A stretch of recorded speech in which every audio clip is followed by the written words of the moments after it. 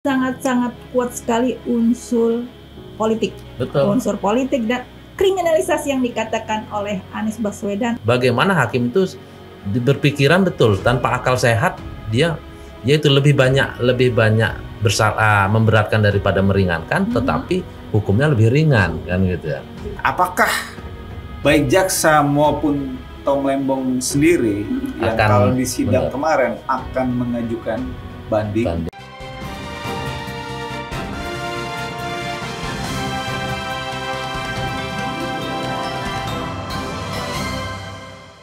Halo Sobat Lampung Pos, jumpa lagi dalam program kesayangan kita semua, podcast Bedah Tajuk Lampung Pos. Seperti biasa, bersama 3 jurnalis Lampung Pos, saya Abdul Ghafur, saya Sri Agustina, saya Mustahan Basran. Kali ini kita akan membahas tema yang sedang panas-panasnya ya, sampai hari ini, sampai detik ini masih perbincangan, menjadi polemik di mana-mana ya. Walaupun faktumnya atau kejadiannya itu pada Jumat pekan lalu ya, tetapi masih hangat menjadi perbincangan. Apalagi kalau bukan soal putusan bersalah yang dijatuhkan hakim kepada Thomas Trikasih Lembong atau biasa dikenal dengan Tom Lembong atas kasus dugaan korupsi importasi gula. Hakim menghukum Tom Lembong dengan vonis 4,5 tahun dan denda 750 juta. Apabila tidak dibayar akan dikompensasi diganti dengan kurungan selama 6 bulan. Keputusan ini menggemparkan, mengundang respon dari berbagai pihak, dan kalau kita lihat ya di berbagai statement, podcast, para tokoh, banyak tokoh ya, hampir sebagian besar ya menyayangkan dan lain sebagainya lah gitu. Nah, di podcast kali ini kita akan kupas lebih lanjut, kita akan recap jalannya persidangan, fakta-fakta apa yang menarik, bagaimana tanggapan para tokoh, dan kira-kira bagaimana kelanjutan kasus ini ke depan. Baiklah Sobat Lampung Pos, jika ingin mengetahui lebih lanjut tentang kasus ini ke depan, jangan kemana-mana, kita ikuti video editorial Bedah Tajuk berikut ini. Warning keras pejabat publik. Vonis 4,5 tahun penjara terhadap mantan Menteri Perdagangan Thomas Trikasih Lembong alias Tom Lembong dalam kasus dugaan korupsi impor gula periode 2015-2016 menggegerkan publik. Majelis Hakim Pengadilan Tindak Pidana Korupsi Jakarta menyatakan Tom bersalah karena kebijakannya dianggap merugikan negara sebesar 194,72 miliar rupiah. Meski hakim sendiri mengakui tidak ada niat jahat, mens rea, dan Tom tidak menikmati keuntungan pribadi dari perbuatan tersebut. Putusan ini memicu polemik dengan banyak pihak, menilai proses peradilan syarat kejanggalan dan bernuansa politis. Terutama karena Tom dikenal sebagai figur berintegritas yang mendukung Anies Baswedan di Pilpres 2024. Kasus ini bukan sekadar vonis terhadap satu individu, melainkan peringatan keras bagi pejabat publik. Pengamat hukum dari Universitas Bung Karno, Hudi Yusuf, menyebut putusan ini sebagai cerminan proses peradilan sesat bernuansa politik, menyoroti ketidaksesuaian antara fakta persidangan dan vonis yang dijatuhkan. Ex-penyidik KPK Aulia Postiera juga menegaskan bahwa vonis ini mengabaikan prinsip mens rea karena Tom tidak terbukti memperkaya diri atau menerima suap. Kasus serupa seperti kriminalisasi kebijakan publik tanpa bukti niat jahat pernah terjadi pada pejabat lain. Misalnya dalam kasus pengadaan satelit di Big 8 2015 yang juga diputus bersalah meski konteksnya lebih bersifat administratif. Sikap redaksi tegas, vonis ini mencerminkan penegakan hukum yang cacat dan berpotensi melumpuhkan keberanian pejabat publik dalam mengambil kebijakan. Kasus ini harus diselesaikan secara terbuka, transparan, dan tidak boleh terulang demi menjaga integritas sistem peradilan dan kepercayaan publik terhadap negara. Mengapa harus terang benderang?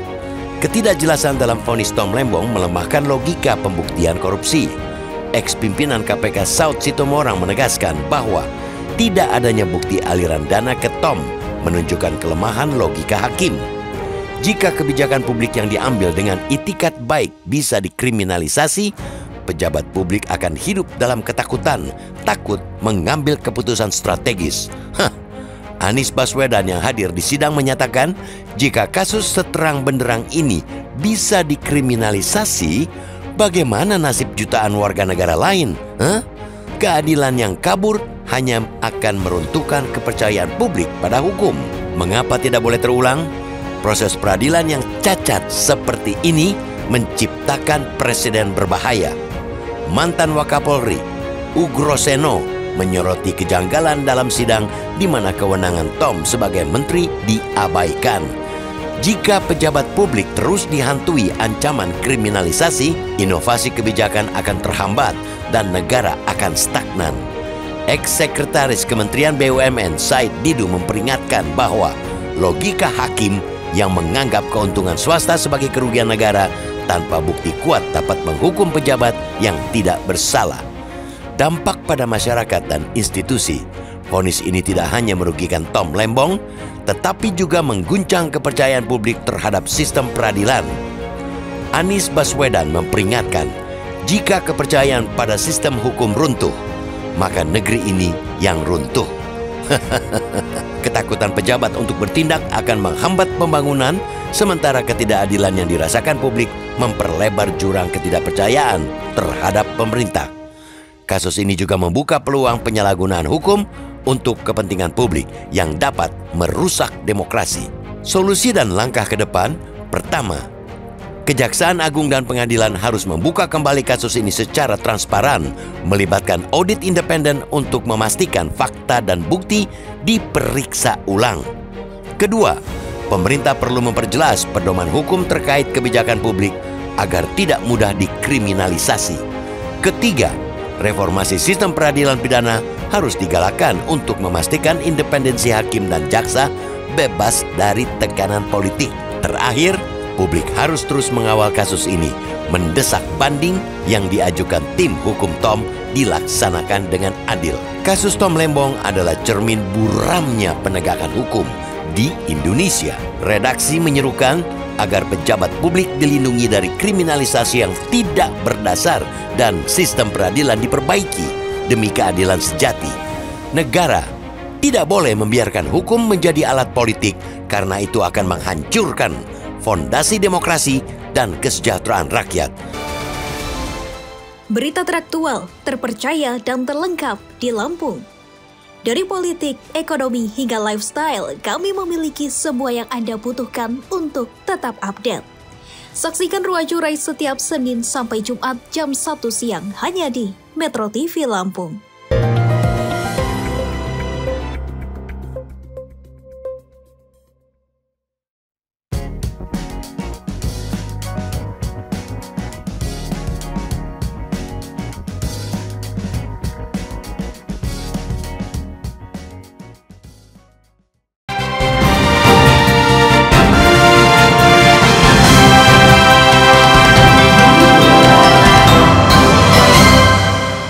Baiklah Sobat Lampung Pos, seperti biasa kita akan mulai bedah tajuk kita di segmen pertama ini, quote menarik ya. Kita akan mencoba memilihkan beberapa quote, beberapa kutipan dari para tokoh ya yang mengomentari atau menyikapi atau punya pandangan terhadap kasus ini. Saya mulai dari sosok Anies Baswedan ya, yang memang terlihat hadir di forum tersebut ya. Kepada wartawan, Anies mengatakan ini keputusan yang sungguh mengecewakan bagi mereka yang mengikuti 23 persidangan dengan akal sehat. Gitu, ya kan? Tetapi Anies menyatakan bahwa ini bukan akhir dari perjuangan dan dia dan akan terus mengawal ya. Circle-nya akan terus mengawal apapun keputusan yang nanti diambil oleh Tom Lembong. Kira-kira itu pernyataan dari Anies Baswedan. Dan sepertinya pernyataan Anies Baswedan kepada media itu tidak cukup ya. Saya intip-intip juga, jadi kepo juga dengan status YouTube-nya Anies Baswedan. Itu lebih jelas lagi dipaparkan bahwa menurut Anies Baswedan keputusan ini tidak hanya melukai nalar atau akal sehat publik secara umum gitu ya, tetapi juga memberikan perspektif lain. Ada kekhawatiran apabila sosok terkenal, berintegritas ya, dikenal di mata global seperti halnya Tom Lembong bisa mengalami situasi seperti ini. Bagaimana rakyat kecil, bagaimana dengan rakyat biasa. Artinya perspektif yang coba disampaikan Anies Baswedan ini masih konsisten ya dengan Tom Lembong, bahwa melihat kasus ini nuansa politisasinya itu sangat tinggi, nuansa kriminalisasinya sangat tinggi, dan ini tidak semata-mata terkait dengan Tom Lembong, gitu. Atau ya pihak pembela Anies lah, atau pendukung Anies lah, tapi ini persoalan bagaimana hukum itu dipermainkan di Republik ini. Yang merusak demokrasi. Kira-kira quote yang coba saya lontarkan di awal podcast ini. Bagaimana nih tanggapan Bang Aan dengan statementnya Bung Anies Baswedan ini? Ya memang Bung Anies kan memang menyayangkan ya dari ini. Tapi memang itulah karena memang apa ya, dia juga merasa artinya ya bagaimanapun Tom Lembong ini tidak pernah ada sangkutan kasus apa sebelumnya gitu ya. Tiba-tiba bagaimana dia tidak melihat ini dalam ada unsur politisnya, karena Tom Lembong kan tiba-tiba setelah di pihak dia gitu ya, membantu dia di Jakarta awalnya itu tiba-tiba dia di apa namanya disorot, diincar sama pihak aparat penegak hukum. Bahkan dia juga merasa, Anies kan juga pernah merasa sih diincar beberapa kali dan akhirnya bebas kan. Formula E ya kan, itu segala macam itu. Kemudian apa namanya tentang lahan reklamasi G waktu itu kan sempat juga tuh muncul kan. Itu artinya Anies juga pernah merasakan seperti itu. Artinya memang ya pantaslah dia mengatakan kalau memang Tom Lembong juga dijerat atau diincar oleh penguasa sebelumnya ya gitu ya. Dan harapan dia sebenarnya pergantian penguasa ini akan apa namanya punya perubahan dengan itu. Ternyata di awal-awal ini masih ada iya masih ada tali kekang. Kalau bahasa Lampungnya itu gegogal.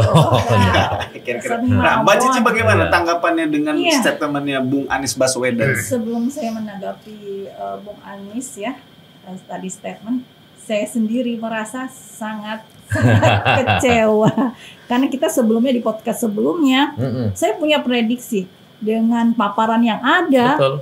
Dengan segala sesuatu 20 persidangan, kemudian ditambah replik dan duplik putusan berarti, dan putusan berarti 23 kali persidangan. Ternyata diputuskan yang sangat mengecewakan. Tadinya saya berpikir bakal bebas ini karena tidak terbukti sama sekali gitu kan.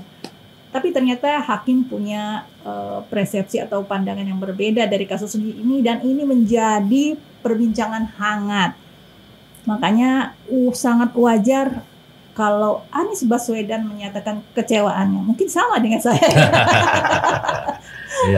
Apalagi Anies ini dekat ya dengan Tom Lembong. Tom Lembong itu memang sebagai tim pemenangan ya. Artinya maksud Mbak Cici ini begini, kalau Anies kecewa itu wajar. Sangat wajar. Walaupun dia tetap berdasarkan argumentasinya akal sehat. Akal sehat. Tapi Mbak Cici nggak kenal Tom Lembong. Saya sama sekali nggak kecewa juga, apalagi dengan Anies yang Tom Lembong selaku masuk di dalam timnasnya. Dan ini sangat-sangat kuat sekali unsur politik.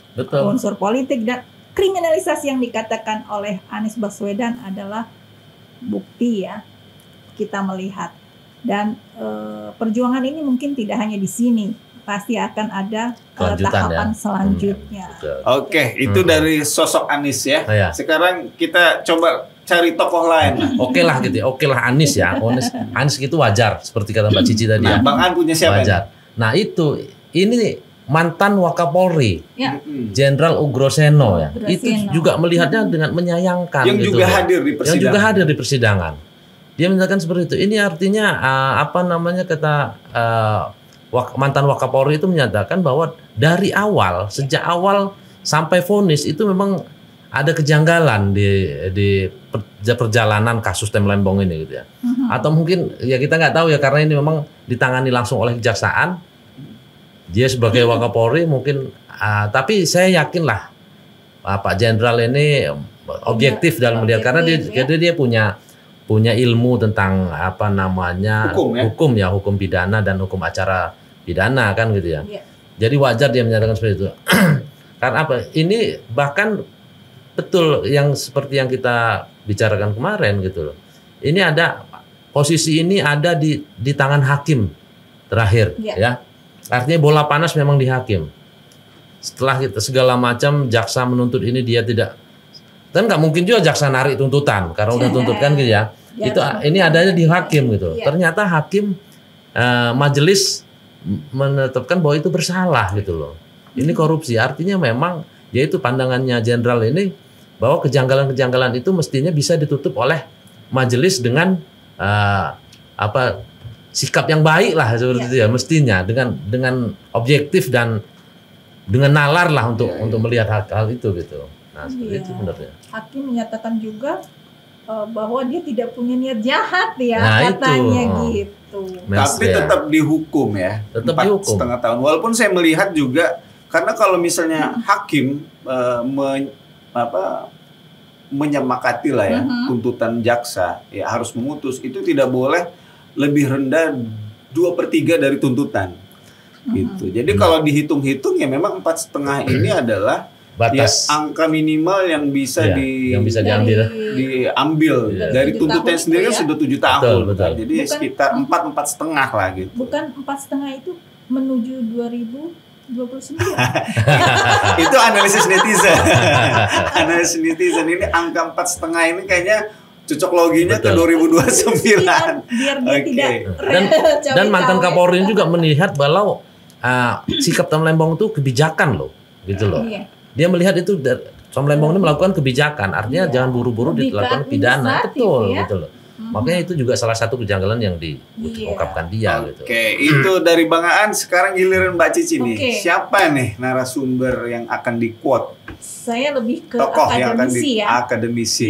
Ini dari Fakultas Hukum Universitas Indonesia, itu Junaidi Saibih ya, yang menegaskan bahwa kasus administratif itu ditarik ke ranah pidana.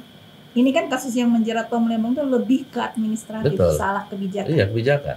Ini perlu adanya bukti minimal ya, adanya unsur suap, kemudian unsur penipuan dan unsur paksaan, yaitu mens rea, ada keinginan niat jahat untuk memiliki.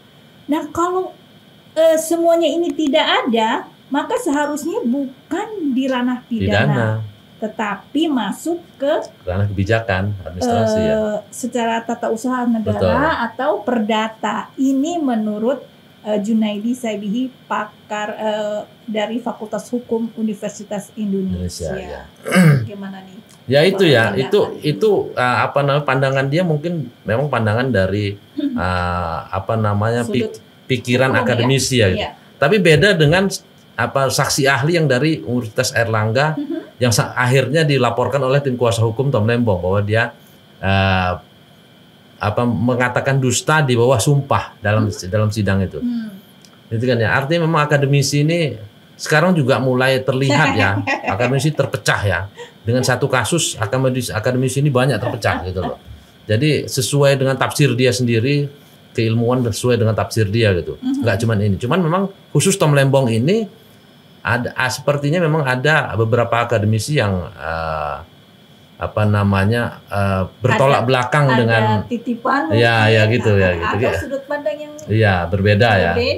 Tapi kalau kita lihat kita tracking ya di media massa, dominasinya sih lebih banyak kalau bicara akademisi yang melihat kasus ini tidak ada unsur pidana. Betul. Sulit untuk mencari unsur pidananya. Karena mens rea-nya tidak ada kan? Betul. Dan tidak hanya mantan Wakapolri loh, Bang Saud Sitomorang. Dia menangis dia mantan wakil ketua KPK. cukup dramatis sekali gitu kan, sampai bersandar di bahunya Anies karena mungkin rasa kemanusiaannya ya, dan paham juga dengan persoalan hukum ya kan. Betul. Dan setelah di luar sidang ditanya sama wartawan, dia tanya balik ke wartawan, kalian lihat nggak selama persidangan ini ada nggak mens reanya, ada nggak mens reanya gitu, ada nggak niat jahatnya, ya kan, ada nggak kickbacknya. Iya, kickback itu artinya biasanya itu adalah itu tadi ya, hadiah, betul, pemberian dari orang yang mungkin diuntungkan, benar, ya kan, diperkaya. Ada nggak kickbacknya kepada Tom Lembong? Benar. Ternyata nggak ada. Kalau nggak ada, come on, kan, begitu kan. Ini peradilan seperti apa gitu loh. Kalau di Pemda istilahnya cashback, bukan kickback. Kalau misalnya tidak, ini poin 1 ini tidak jelas, ya bisa 3 tahun berdebat untuk masalah kerugian negara, masalah penyalahgunaan wewenang. Itu bisa diperdebatkan dan perdebatannya bisa panjang. Kalau menurut Pak Saud Situmorang ya. Tetapi kalau misalnya poin 1-nya terpenuhi, ya kan, ada niat jahat, ya kan, ada perbuatan sehingga melakukan perbuatan melawan hukum, terbukti dia menerima, ya, menikmati, ya kan, mungkin tidak perlu berdebat panjang dan tidak perlu banyak juga yang melakukan pembelaan dan lain sebagainya. Ini kan cuma karena memang karena memang faktanya tidak ada sesuatu yang dinikmati. Dan kalau kita lihat juga gitu kan, ada kerugian negara, apakah ada kaitannya hubungan sebab akibat yang dominan gitu? Ya karena sebenarnya ini apakah semata-mata hanya karena regulasi yang diterapkan oleh Tom Lembong, misalnya ya, menunjuk menyetujui ya PPI mengajak 8 perusahaan swasta ya untuk melakukan importasi gula. Apakah ini kebijakan ini dominan yang benar-benar bisa mempengaruhi kerugian negara? Kan enggak, bisa aja kan, walaupun ini disetujui, ya kan, misalnya ini ya, cara mereka bayar pajak dan lain sebagainya sesuai dengan perspektif atau paradigma yang dibangun oleh hakim oleh jaksa misalnya, kan bisa saja tidak terjadi, ya kan, kecuali ada permintaan langsung dari Tom Lembong, kalian harus seperti ini, seperti ini gitu loh. Nggak usah bayar cukai. Bayar cukainya seperti ini. Ada keterlibatan, ada order, ya kan? By order, memo. Ya kan? Ada permufakatan jahat bersama-sama, gitu. Yang walaupun agak aneh juga kalau misalnya, ayo kita bermufakat, tetapi udah kamu aja lah yang dapat. Saya nggak usah, saya udah cukup. Kayaknya kan, itu kan sesuatu yang mustahil gitu ya. Oke, baiklah, Sobat Lampung Pos, itu segmen 1 yang memang sengaja kita bawakan di awal ya, untuk memanasi suasana dari podcast Bedah Tajuk kita kali ini. Kita akan lanjut ke segmen berikutnya. Kita akan coba recap lagi fakta-fakta menarik apa yang muncul selama persidangan atau seputar kasus Tom Lembong ini. Jangan kemana-mana, ikuti terus podcast Bedah Tajuk setelah jeda berikut ini.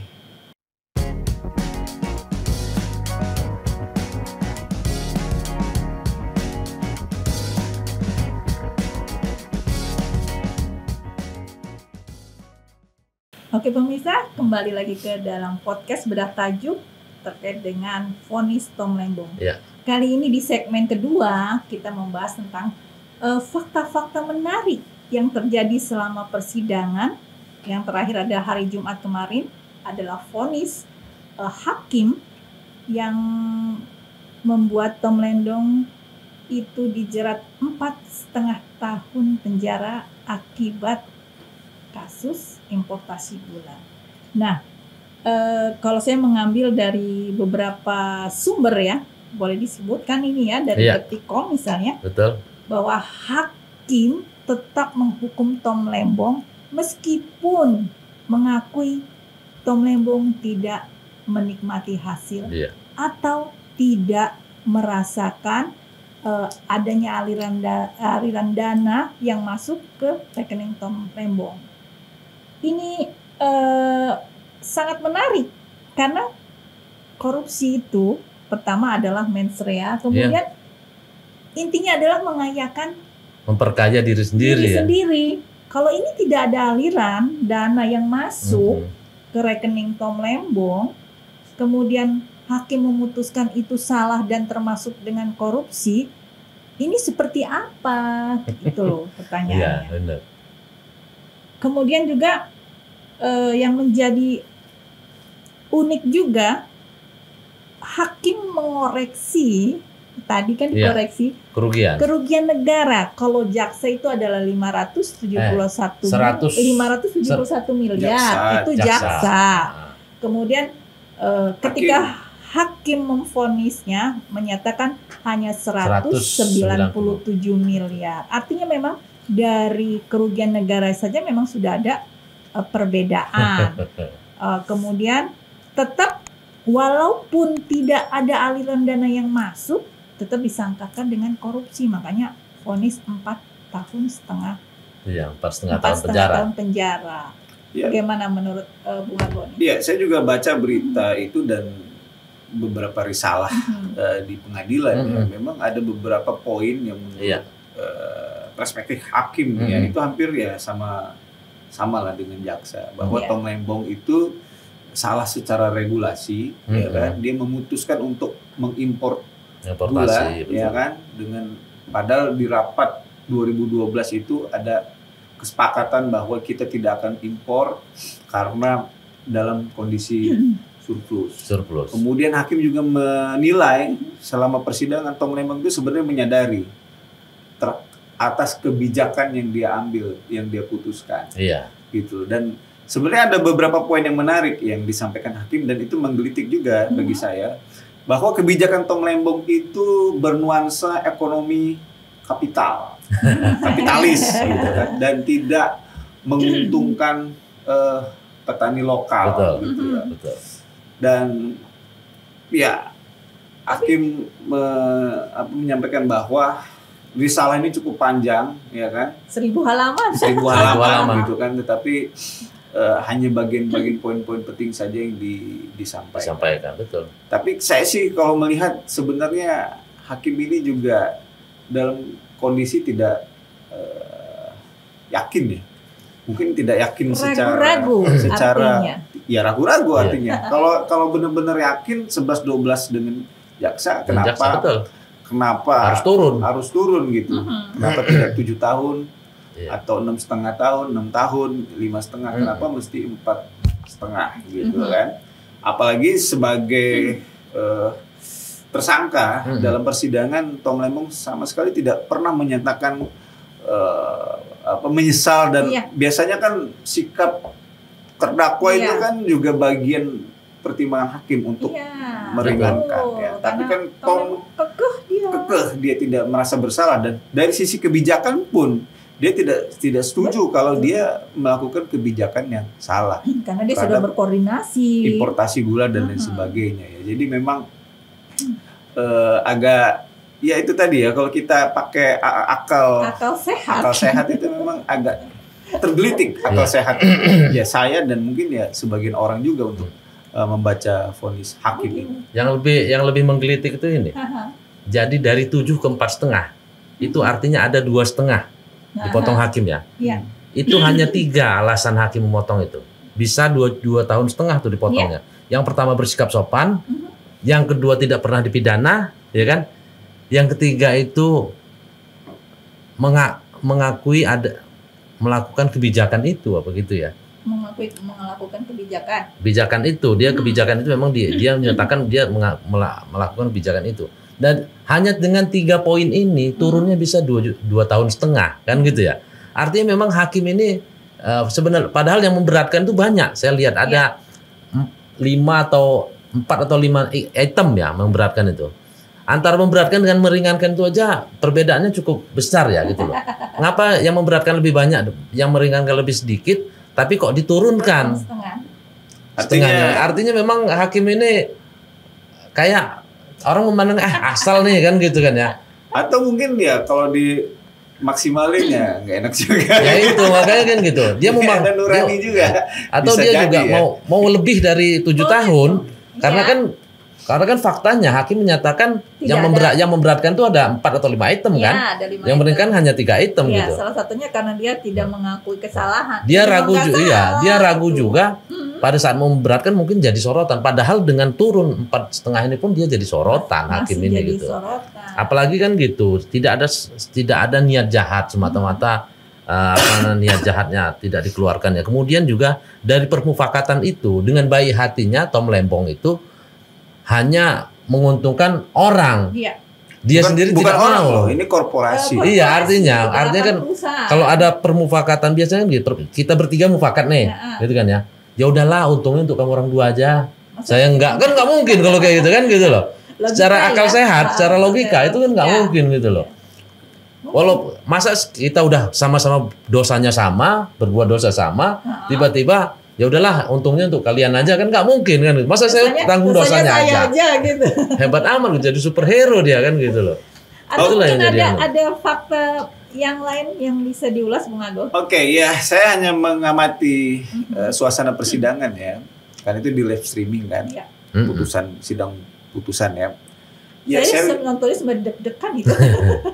Iya, banyak tokoh yang hadir di situ ya. Seperti yang saya sampaikan tadi, Anies Baswedan hadir, Refdy Harun hadir, Said Didu hadir, kemudian Rocky Gerung hadir ya, Saud Sitomorang hadir, mantan wakil ketua KPK ya, kemudian wakil Kapolri ya, dan mungkin yang tidak hadir tetapi memantau juga jauh lebih baik. Betul. Kalau saya coba membaca fenomena ini, fakta ini sebagai bahwa ini bukan persoalan semata-mata sekali lagi ya. Tom Lembong kan banyak aktivis. Betul. Ya kan, banyak pejuang supremasi hukum di situ kan, ada mantan wakil ketua KPK misalnya. Betul. Kan, artinya memandang ini persoalan yang sangat serius, tidak hanya persoalan Tom Lembong, tidak hanya persoalan korupsi, tidak hanya persoalan importasi gula, tetapi persoalan bagaimana hukum benar-benar ditegakkan dengan seadil-adilnya. Betul. Tanpa ada tebang pilih, tanpa ada kriminalisasi, tanpa ada skenario politik ya.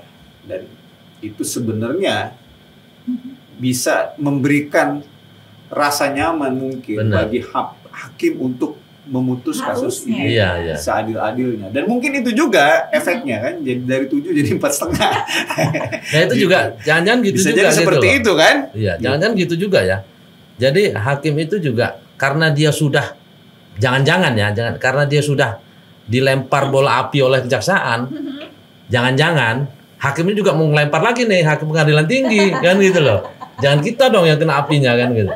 Jangan-jangan seperti itu. Cuman kan itu memang kita masih menunggu ya. Karena kita melihat berubah udahlah, gue korting dulu 4,5. Nah itu. Siapa tahu di pengadilan tinggi bisa turun atau kalau dia besar artinya yang jadi tudingan berganti nih dari pengadilan ke pengadilan tinggi. Yang penting tugas sudah selesai. Ya, itu. Tapi memang menarik ya. Saya coba telah lagi statement Anies di YouTube-nya itu ya, di postingan komunitasnya itu juga ada Pak. Dalam perjalanan sidang ini banyak pihak ya yang mengamati, memberikan laporan, bahkan Tempo juga mengeluarkan podcast TKP-nya itu judulnya cukup menggelitik ya, tuntutan kopong dari Tom Lembong. Artinya juga mungkin secara aktivitas jurnalismenya Tempo juga melihat bahwa tuntusan atau konstruksi hukum yang dicoba dibangun oleh jaksa ya kan, itu juga tidak kuat, makanya diibaratkan itu ya kayak semacam peluru kosong lah, kira-kira seperti itu ya. Tapi ternyata itu juga tidak merubah pandangan hakim ya dalam 2 hari. Dan ada fakta menarik juga, walaupun ini memang tidak ada dalam aturan formalnya ya, antara tuntutan dan dakwaan itu tidak mesti sama. Gitu. Tapi yang terjadi memang, dan ini sempat disampaikan juga oleh Tom Lembong, bahwa jaksa ini copy paste nih antara tuntutan dan dakwaan. Iya, iya. Sehingga apa? Seolah-olah gitu loh. Iya, 20 jalannya persidangan 20 persidangan dengan mendatangkan saksi ahli dengan hitungan matematika, hitungan ekonomi yang berbeda gitu kan. Seolah-olah tidak ada apa-apa. Tidak ada betul. Efek sama sekali. Sia-sia. Jadi sehingga antara tuntutan sama dakwaan itu tetap sama. Jadi tidak ada check and balance lah ya, ruang untuk mendiskusikan. Oh mungkin ini benarnya di sini, benar-benar salahnya di sini, sehingga mungkin naskah dakwaannya berbeda gitu kan. Tapi ini kan plek-ketiplek. Dan ya tidak sedikit juga yang menilai risalah putusan hakim juga seperti itu juga. Sama gitu kan. Sudah by design. Dan itu sempat disampaikan oleh Tom Lembong, terima kasih hakim sudah memutus waktu putusan terhadap saya ini dalam tempo yang cukup cepat ya, selama 2 hari gitu. Dan Tom tetap berterima kasih loh. Ya kan, dia menyatakan bahwa negara ini hakim telah memutus tepat, dan di sidang pun hakim menyatakan tidak ada mens rea, tidak ada niat jahat, dan tidak ada duit yang saya terima. Gitu kan. Jadi benar-benar jadi ranah hakim memutus Tom bersalah adalah dari sisi kebijakan yang itu menarik juga gitu. Nanti akan kita bahas di segmen 3 Nah, Mbak Cici atau Bang An sendiri punya fakta menarik lainnya? Sama seperti beberapa kali sidang itu pasti diikuti oleh berbagai kalangan ya gitu ya. Itu hakim ini jadi seolah-olah yaitu dia memutus ini, padahal hakim itu adalah tangan Tuhan katanya kan ya, istilahnya ya. Artinya memang dia punya kewenangan selain dari apa yang ada dalam kitab hukum pidana, itu dia punya kewenangan sendiri untuk memutuskan lebih atau kurang kan gitu ya. Nah ini dengan kewenangannya ini ternyata dia hakimnya hanya seperti melegasikan permintaan orang terhadap ini gitu. Yang penting dihukum gitu. By design berarti. Nah itu faktanya adalah bagaimana hakim itu berpikiran betul tanpa akal sehat, dia itu lebih banyak memberatkan daripada meringankan, tetapi hukumnya lebih ringan kan gitu ya. Lebih banyak yang memberatkan. Itu kan aneh, itu harus juga jadi ulasan. Gitu. Oke, ada hal yang menarik juga selain dari persidangan ini, bahwa selama sidang ini dipantau oleh media luar. Reuters salah satunya ya. Ini ketika vonis sudah diketuk oleh hakim, dia tetap memberitakan dan ternyata menyoroti pengaruh dari putusan hakim ini akan berimplikasi terhadap iklim investasi juga. Ini pandangan dari media luar. Ini Reuters ya. Ini juga menjadi pertimbangan harusnya. Oke, sobat podcast, ini di segmen tentang kedua tentang fakta-fakta menarik. Kita ikuti nanti di segmen ketiga tentang analisis. Oke.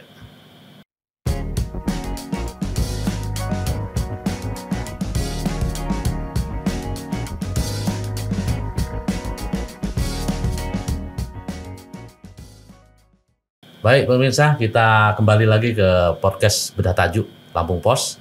Kali ini di segmen ini kita akan bicara tentang analisis teori ya dari kasus Tom Lembong ini gitu. Nah mungkin sedikit saya jabarkan sedikit, ada beberapa teori yang jelas tuh ada 3 teori minimal. Yang pertama adalah teori hukum material, melawan hukum material. Hukum material itu karena dia memperkaya orang lain. Nah itu yang jadi perdebatan kita. Kemudian hukum formil ini ternyata tidak ada unsur yang bisa dikaitkan dengan hukum formil selain adanya kerugian negara.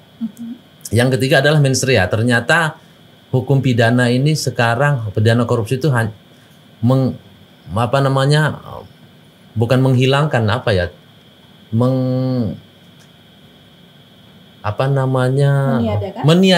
meniadakan mens rea. Gitu kan. atau dia melengos lah dari mens rea, tidak menganggap mens rea itu lagi gitu.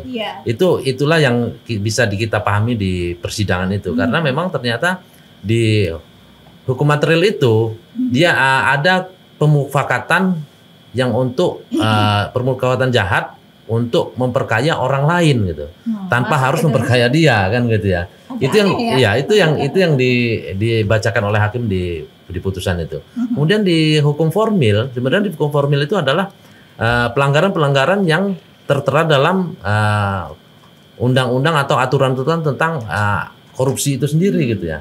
Itu kan jelas tuh ada unsur-unsur seperti itu tadi, mens rea, kemudian suap gitu ya, kemudian ada pemufakatan jahat, kemudian yang terakhir mungkin merugikan negara gitu ya. Tapi memang ya itulah hakim yang ketika dia juga meniadakan mens rea itu sampai akhirnya jangan sampai ini jadi presiden buruk untuk hukum kita di kemudian hari, hukum dan hakim. Jangan sampai gitu.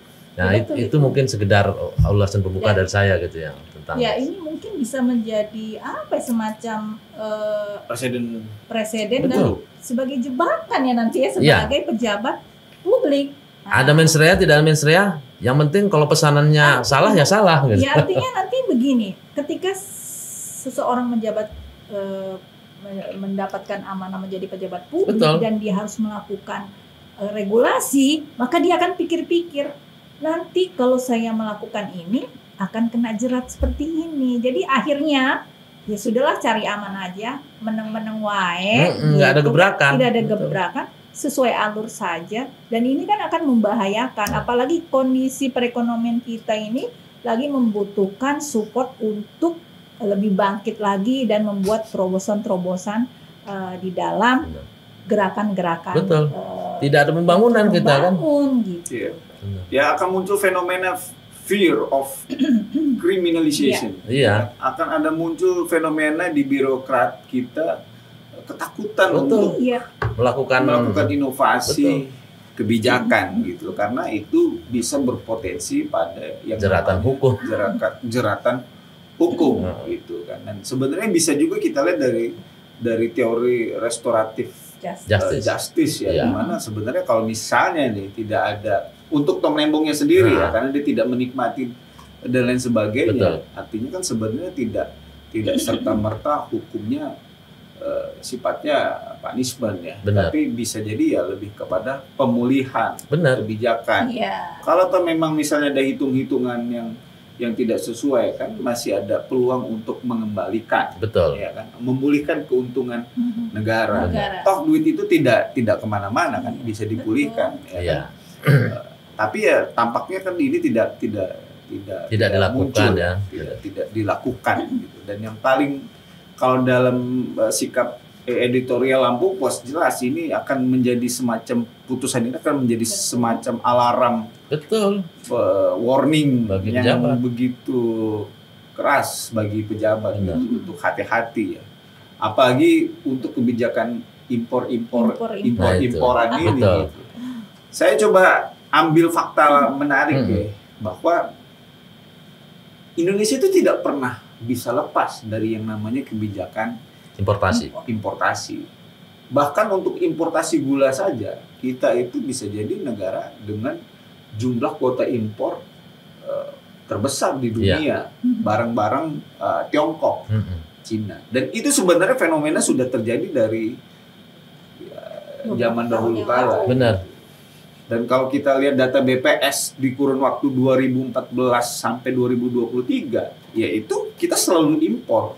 Gitu. 2014 kita impor 2,9 ton. 2015 kita impor 3,36 juta ton ya. Tadi 2,93 juta ton. 2016 4,74 juta ton. 2017 4,48 juta ton. 2018 5,03 juta ton. 2019 4,69 juta ton. 2020 5,54 juta ton, 2021 5,48 juta ton, 2022 ini lebih dahsyat lagi 6,01 juta ton ya, 2023 5,07 juta ton. Nah, artinya kalau kita bicara kebijakan, ini Menteri Perdagangan sebelum dan sesudahnya siap-siap dong punya kebijakan impor yang sama, dan tidak hanya gula, banyak komoditas lain juga yang ya kita juga impor. Beras juga masih impor. Ya artinya gini, kalau memang aparat hukum kita ini mau memutihkan, istilahnya memutihkan dugaan-dugaan adanya permainan dalam impor ini, kalau diputihkan semua dong gitu. Ngapa harus dipilih Tom Lembong sementara dia yang terkecil dari data impor itu kan gitu ya, pada zaman dia kan gitu ya. Iya, 3,3 ton.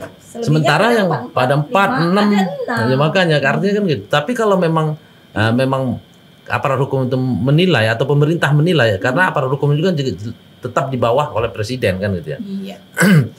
Kalau menilai itu ada kejahatan yang harus diberantas, ya berantas semua kan gitu ya. Jangan dipilih kan gitu ya.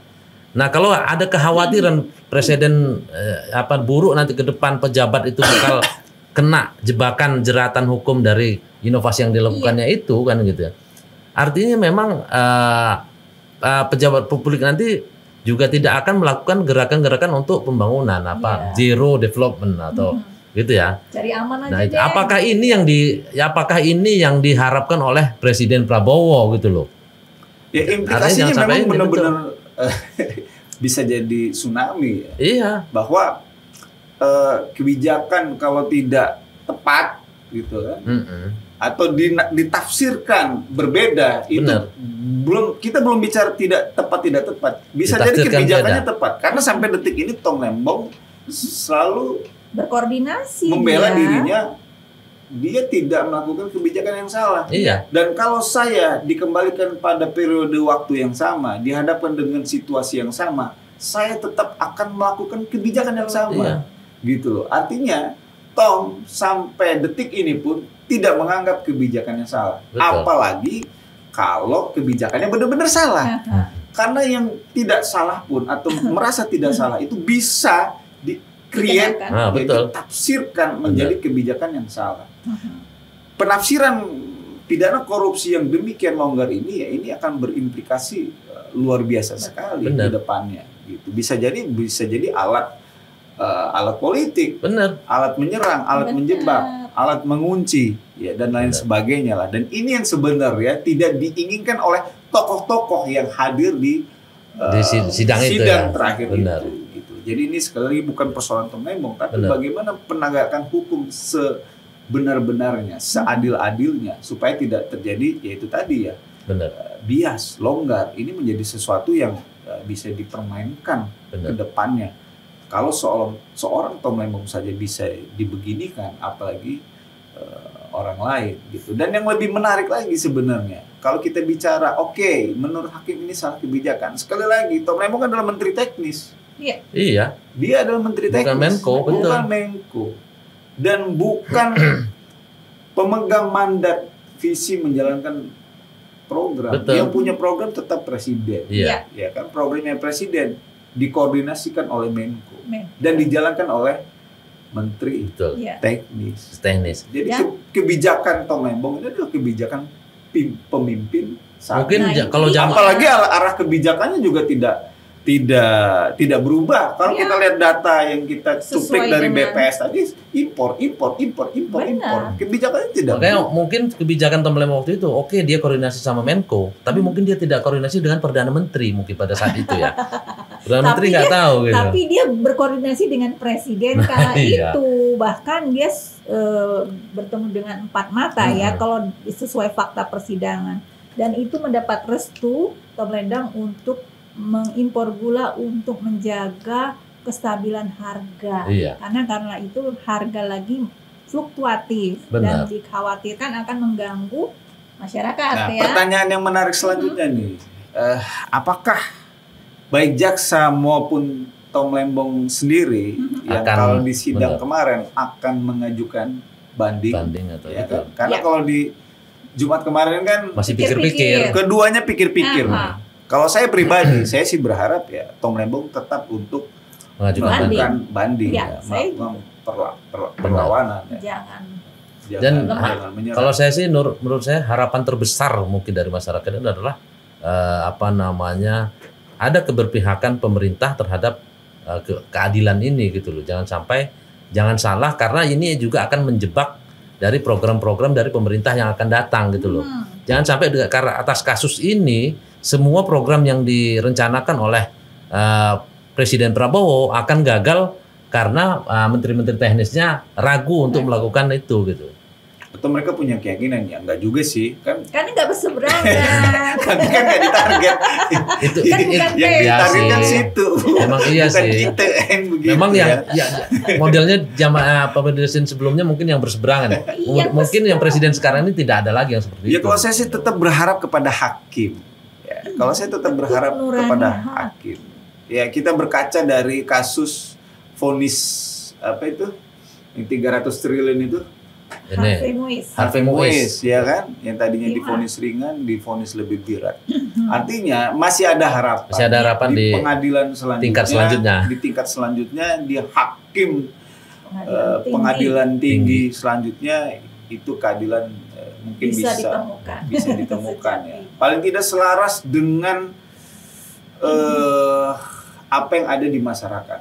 Iya. Biasanya kan keadilan itu juga bisa dilihat ya dari apa yang ada di masyarakat. Bisa dilihat. Bisa. Hakim kan punya kewenangan untuk menilai sesuatu yang untuk mempengaruhi putusannya gitu. Ini tidak berarti hakim itu disitir oleh opini publik. Betul. Tidak. Tetapi memang dilihat dari ya apa yang ada di masyarakat. Pandangan-pandangan kaum kritis, ya kan, jurnalis, ya kan, akademisi, ya kan. Bahkan ada kemarin itu juga ada fakta sahabat pengadilan menyampaikan analisisnya, ya kan, banyak tulisan kolom jurnal yang menganalisis soal kasus ini. Mudah-mudahan itu bisa ditangkap oleh hakim. Sebenarnya di masyarakat sendiri juga sudah melihat keadilan di kasus ini itu ada di mana, kira-kira seperti itu. Sayangnya itu masyarakat tidak ada gerakan-gerakan misalnya membentuk Tom Lembongku kan gitu ya. Kemudian atau pro Tom Lembong. Sebenarnya sudah cukup dengan berbagai macam analisis, pandangan, podcast dan lain sebagainya. Itu sudah cukup. Itulah negara demokrasi di mana kita siapapun bisa berhak untuk menyuarakan pendapat, opininya, pandangannya. Oke, baiklah Sobat Lampung Pos, kami yakin bahwa kasus ini juga atau persidangan ini juga menjadi perhatian serius dari Sobat Lampung Pos sekalian. Untuk itu jika kalian punya pendapat yang sama atau berbeda atau punya pendapat sendiri terhadap kasus ini juga bisa sampaikan di kolom komentar. Waktu demikian terbatas, kita sudah pada penghujung podcast episode kali ini. Terima kasih sudah mengikuti podcast Bedah Tajuk Lampung Pos dari awal hingga akhir. Jangan lupa untuk subscribe channel Lampung Pos Update bagi kalian yang baru saja mengunjungi channel ini. Jangan lupa membunyikan lonceng agar informasi tetap terkirim ke Anda. Klik like atau suka dan isi kolom. Lagi-lagi saya ingatkan untuk mengisi kolom komentar di bawah video ini. Sampai jumpa dalam podcast Bedah Tajuk Lampung Pos selanjutnya.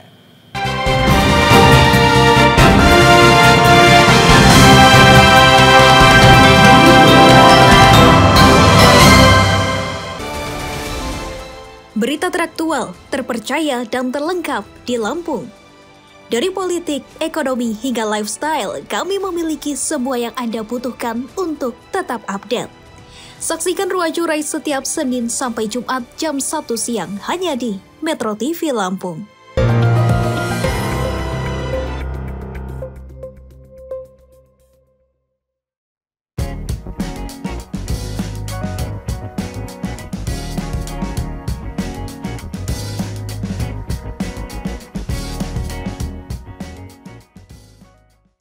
Lampung Pos berdiri dari tahun 1974.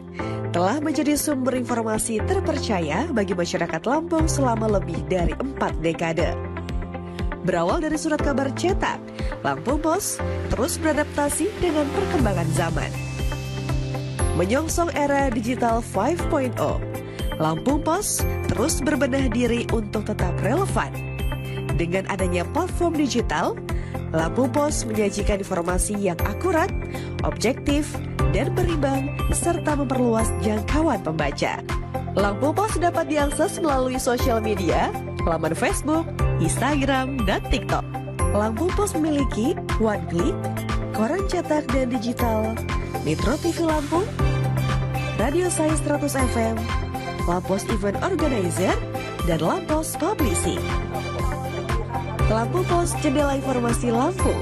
Menuju era digital 5.0, Lampung Pos berkomitmen untuk menyajikan informasi yang akurat, objektif, dan berimbang, serta membangun platform diskusi dan interaksi yang bermanfaat bagi masyarakat.